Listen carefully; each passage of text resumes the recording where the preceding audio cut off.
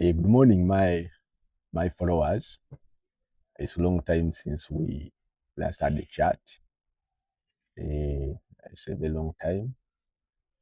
Last time, I think it was last month. The last thing I posted, it was about Monyoro Chitara, but I later found out that since it is history related, giving you 7, 8 minutes was not enough. It could be very difficult for someone following such an interesting story to add, to join the dots. So that's why I stopped. Those of you found it interesting, I'll start posting it on my YouTube channel. I have a YouTube channel, the same name, Mutebi Mulengezi. So if you're interested in Chitara, uh, we shall start posting it on that YouTube channel.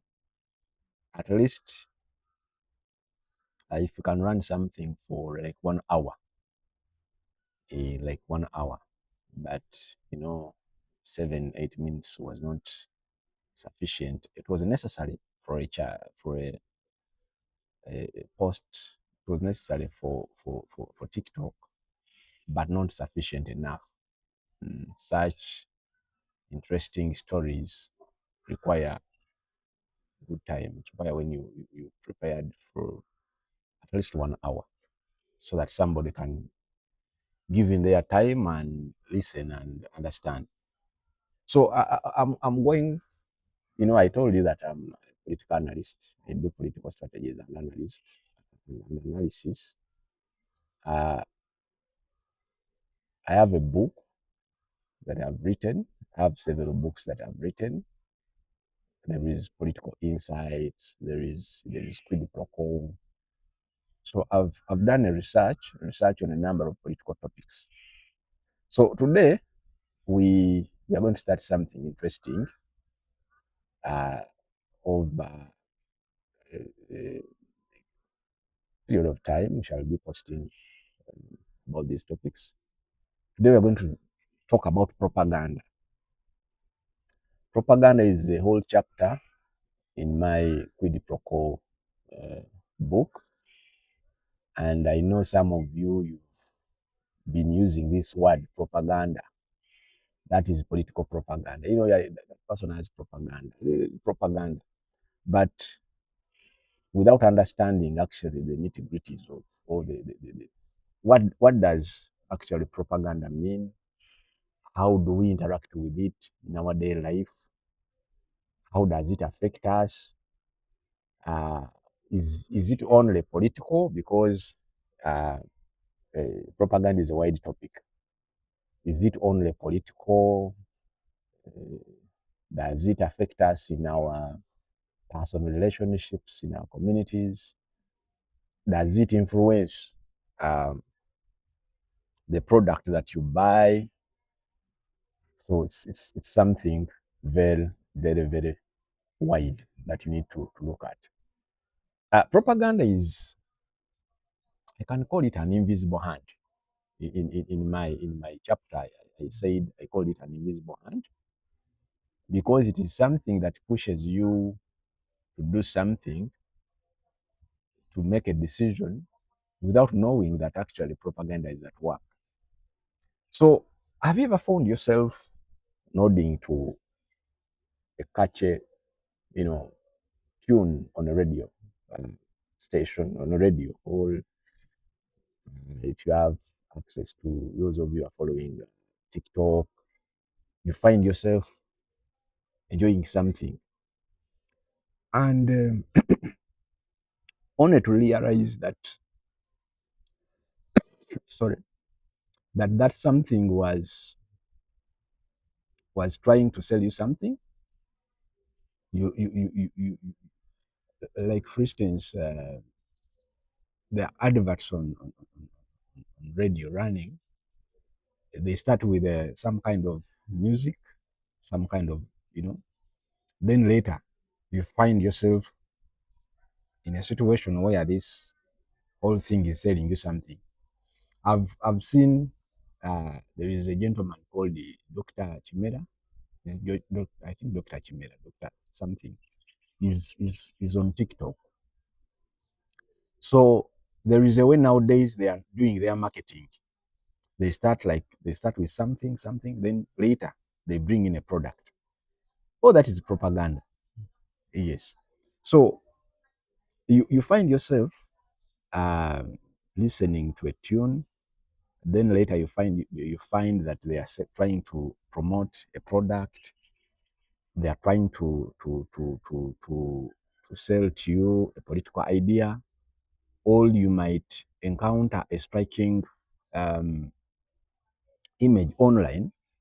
It can be shared by a friend or a colleague, and you feel a surge of, of, of, of anger or patriotism, you know, only to discover that it wasn't actually what it seemed.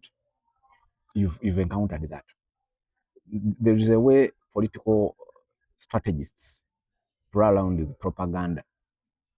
Nowadays on the internet, they post something, but the intention of posting that something, that picture or that video is intended to maybe stir anger, create questions, um, sell you something. All that is propaganda. So if you have encountered such kind of a scenario, uh, then welcome to propaganda. So we are going to discuss it in detail. Um, and by the time we get done, I think that's why I opted for such topics to be discussed on TikTok, because they are easy to connect dots than than history. History. They are easy because it is easy for you to say, hey, somebody was trying to pull strings of propaganda on me. So they are easy. So this experience, this feeling of being guided, swayed, or even gently nudged towards a certain way of thinking is something we encounter every day. Or every day somebody is trying to play around with you. So it is the invisible hand working behind the scenes, weaving or creating stories, shaping perceptions. I've written about perception and how it influences how we do things. You know, most of the the way we live as human being, is actually created. You eat breakfast at 10 or 7 because somebody designed it for you to do it that way. The reason you eat lunch at 1 or 2, because somebody did that. There is somebody who sat and designed that system. So everything that you see around you is something that was planned, manipulated, designed. I was talking to no, I was not talking to someone. I was reading about how a certain company selling snacks and all that kind of stuff created a breakfast.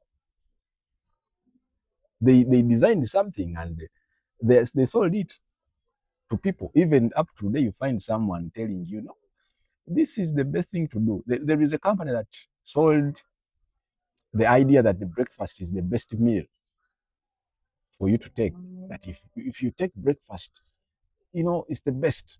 So all that is propaganda that is being sold to people. People have been sold the idea of going to gym. That if you go to gym, you run around. You ask yourself, did your grandfather go to the gym? You know, you know. So all that is propaganda.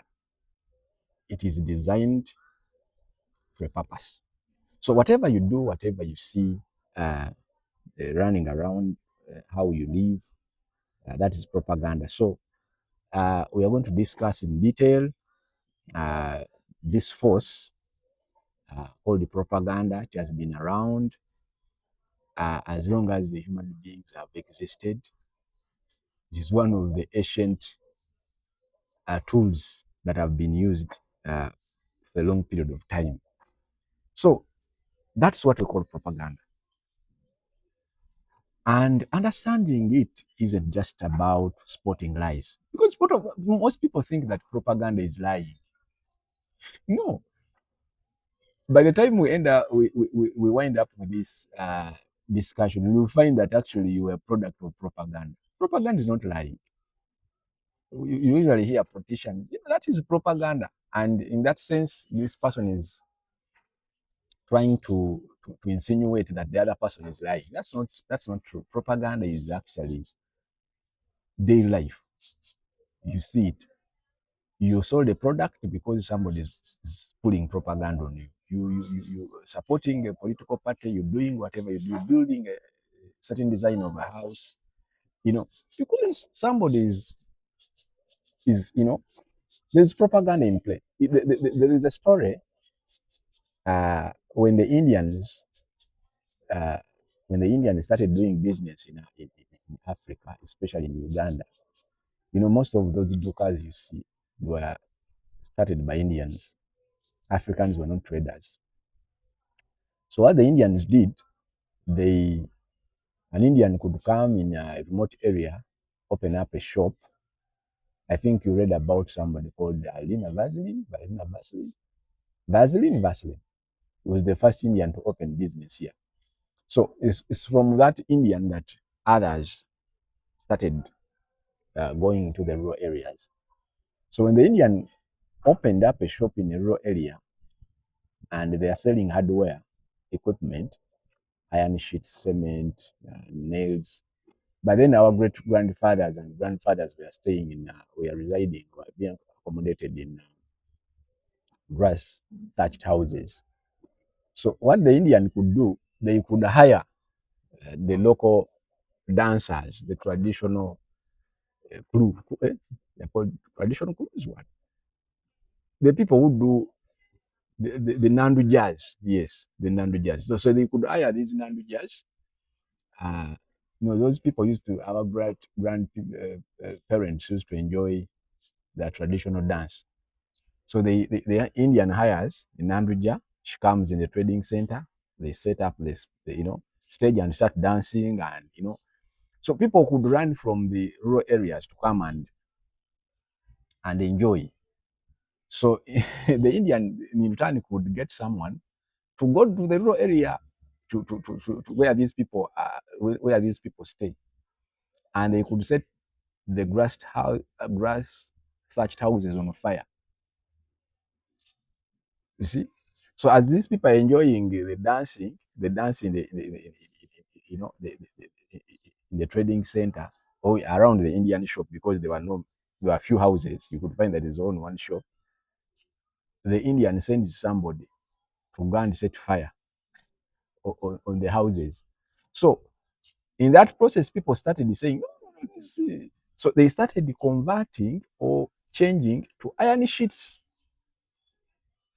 That's how iron sheets started. People started building houses using iron sheets. So propaganda is something that happens every day. Someone might tell you something, might manipulate your way of thinking, the whole that things because of propaganda. So it's not about lies. It's about understanding how the world is built around us. One idea at a time. How we as individuals can learn to navigate its current with wisdom, clarity, and strategy. So when you hear the word propaganda, it often